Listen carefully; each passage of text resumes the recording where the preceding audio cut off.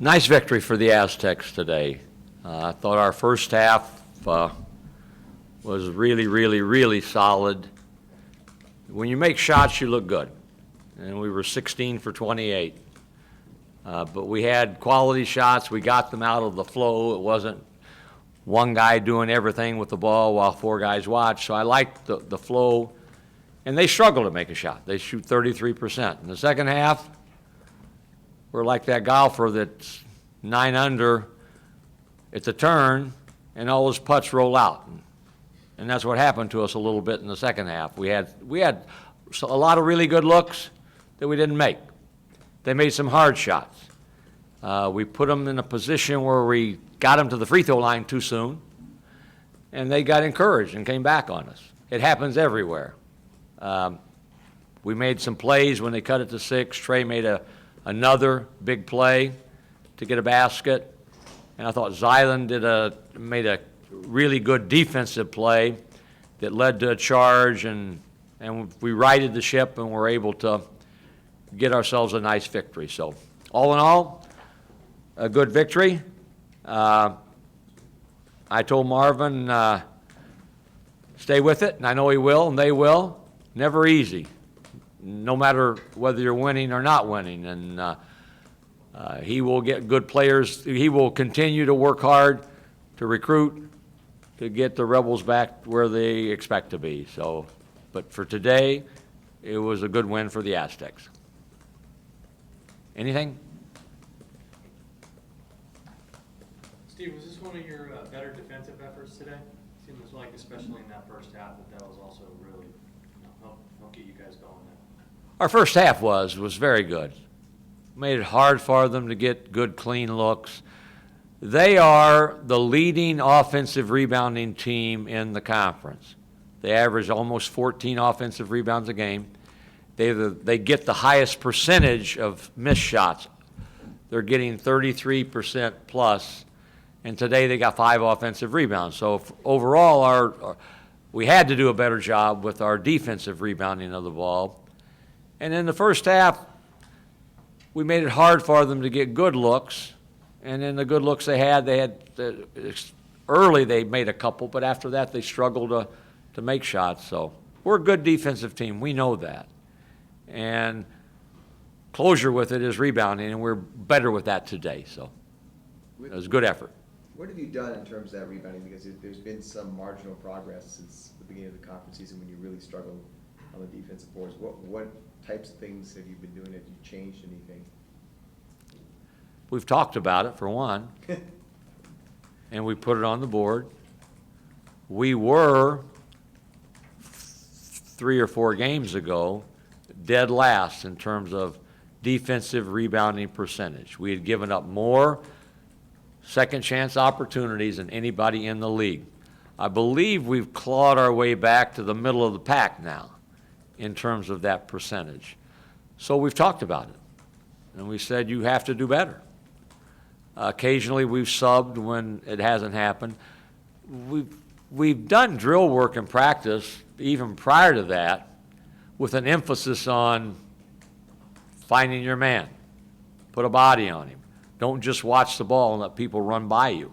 So we've talked on it and continue to make it a point of emphasis, and it's starting to settle in a little bit better. And they know that. They're not, they're wise enough to know. If I don't stop you from getting a second chance opportunity, we're not going to be as good as we should be, and we're going to lose games that we shouldn't lose. And so we've gotten a little bit better. We still got a ways to go, but we've gotten a little bit better. You've had 2 straight games now where the team came back on you, but you held on. You didn't falter. I mean, a month ago, earlier in the season, you might have lost this game. Same with the Utah State game. What's changed there in terms of that? I'm assuming that's more of a mentality thing. It's a confidence in yourself and one another. I think you get, when we missed a couple of free throws, I told Zylan, I said, Zylan, you're our best free throw shooter. Know that. Know they're going in. Be excited to get there. And I think at times when you get a little bit nervous and a little tentative, it can show in a lot of ways. You get a little over-anxious offensively. you get a little more tentative at the defensive end, and you put those together, and it leads to a run that sometimes you can't regain. I'll circle the wagon again and say having Malik Pope able to play is a big positive for us. He gives us length. He gives us another body in there, so where we don't have to just rely on a Valentine or a Zyland to rebound the ball. And he's been a big plus for us in being able to make plays and hold a lead and regain a lead, that sort of thing. So I think it's a combination of everything.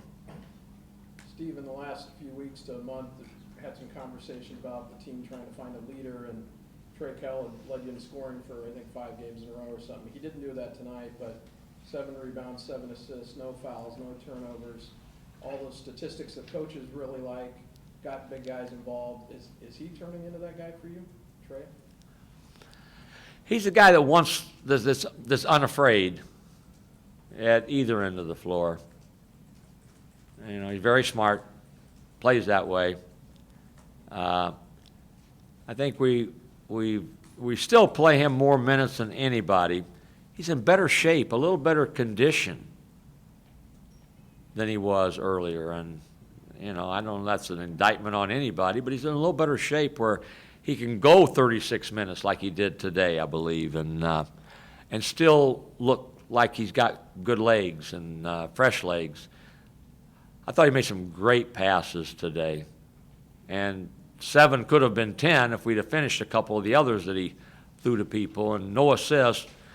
And, you know, we've got an unselfish team, so for him to say, I'm just going to do what I have to do, if somebody's open, I'll give them the ball, rather than say, I gotta get double figures at least. I thought he did what you have to do, and that's just play and make the right play. So he's turning into that guy. I would agree with you.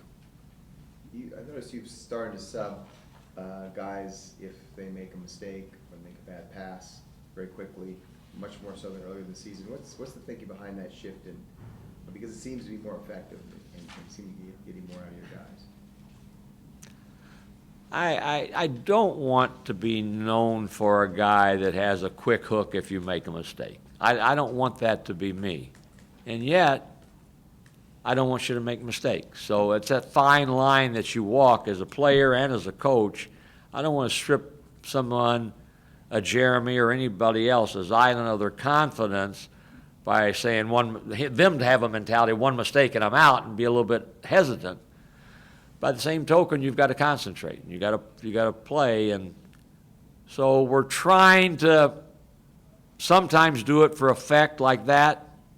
Sometimes do it with counsel at a timeout and combine the two. And I'll be honest, I have not noticed myself doing that, but I probably do. If what you're saying is, you're probably right. You're probably right. I probably have subbed a little quicker, and it sometimes looks like he's coming out just for the mistake, but it might be for more than just the turnover or the mistake that we made.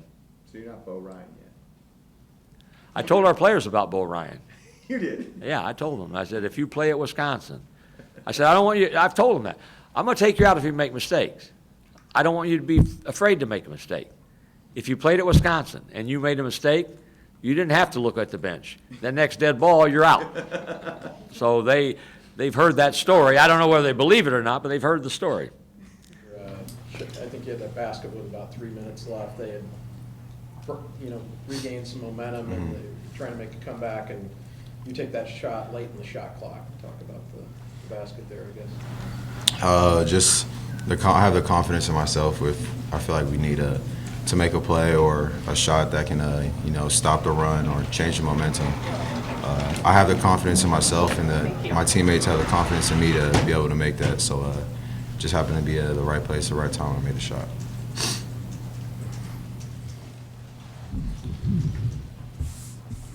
You guys talking about your defense out there today? It seemed like one of the more spirited efforts on the defensive side of the ball. Seemed like it was really working well for you guys.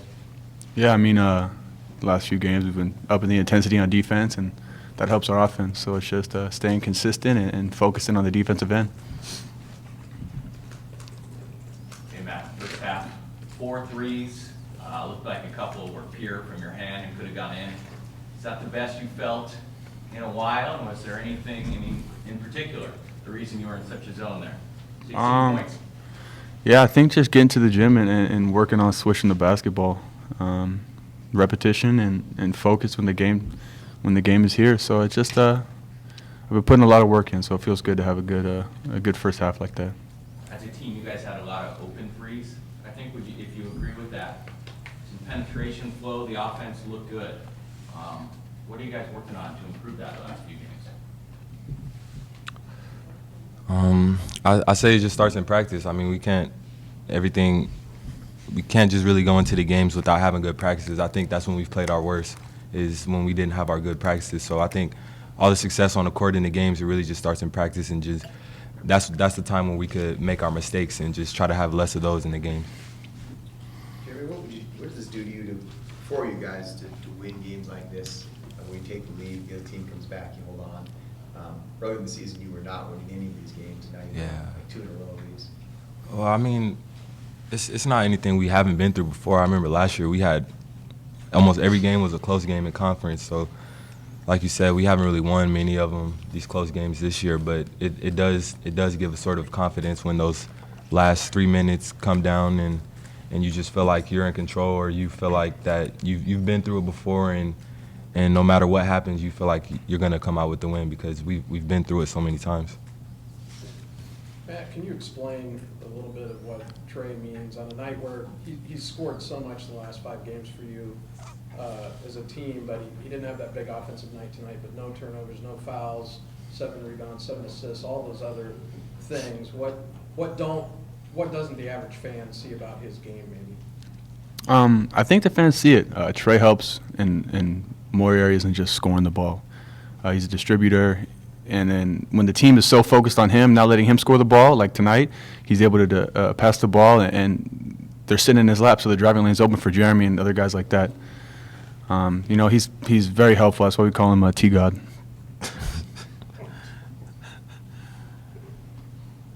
Was that T-Dog? T-God. Christ KELL. Yeah, Christ KELL. Yeah, I didn't come up with those, by the way. The GOAT. Coach Fisher come up with that. No. That was us. I'm not saying Are you guys looking at the standings at all and seeing yourselves creep up? And do you guys have sort of a goal of how far you want to go? To be honest, no. The past couple games, I knew before we won 3 in a row, I knew we were at the bottom. And to be honest, I don't even know where we are right now. I don't really care. It just depends on if we get better each game, each practice. And right now I feel like we're doing that, and it's starting to show. So if we can just start progressing and clicking by the tournament, we'll be a scary team to play.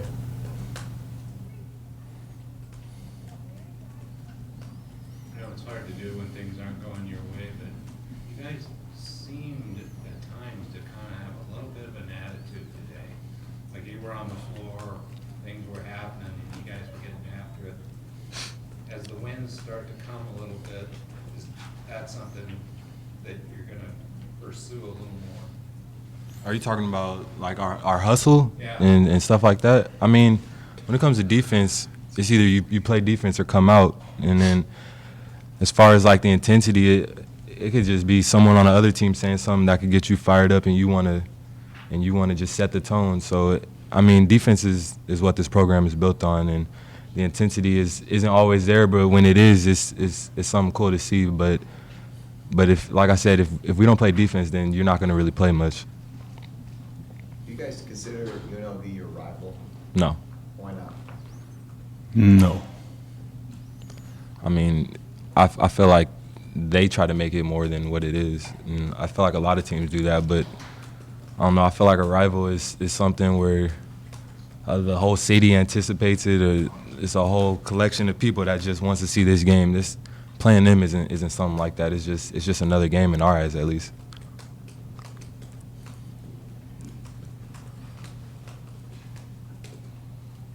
Pat, have you seen the change, the game game against UNLV? Because I know when you were a freshman, or have you lost to them, or you haven't lost to them?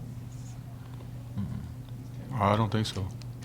Have you seen it change, though? You've been in the city, you saw when the games are going back and forth. There was a period there where every game was close. It was a big deal. Yeah, I mean, my first couple years here, they had some vet guys, we had vet guys, and so they were going at it before I was even here. So seeing when I was a freshman, the seniors and their seniors going at it, it's definitely a change from that tone. And I think it's just because the coaching staff over there is new. They got a lot of new guys on the team, and it's just not the same vibe or the same vibe that it used to be.